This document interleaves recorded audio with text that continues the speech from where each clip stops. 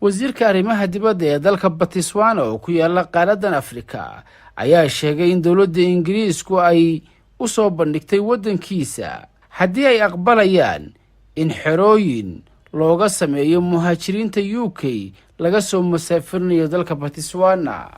laakiin wasiirka arrimaha dibadda ee Botswana ma sheegin xilliga dalabkan la hordhigay dawladdiisa.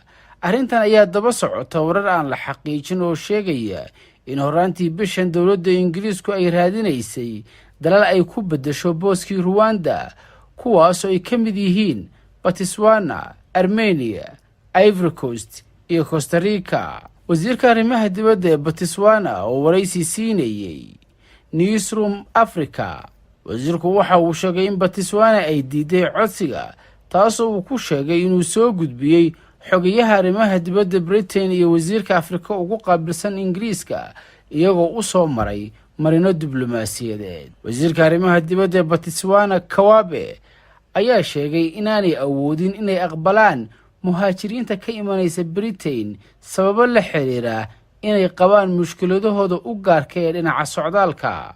wasiirka arrimaha dibadda oo arrinkan ka hadlayay waxa uu yidhi sidan: dowladda Britain dadkan uma doonayso waddankeeda, sidaas darteed waxay u doonayaan inay ku xabaalaan ama ku aasaan dadkaas dal kale oo fog.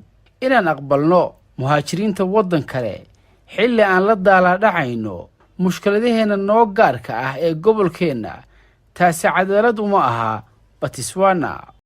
As it allows us to reflect our achievements and challenges.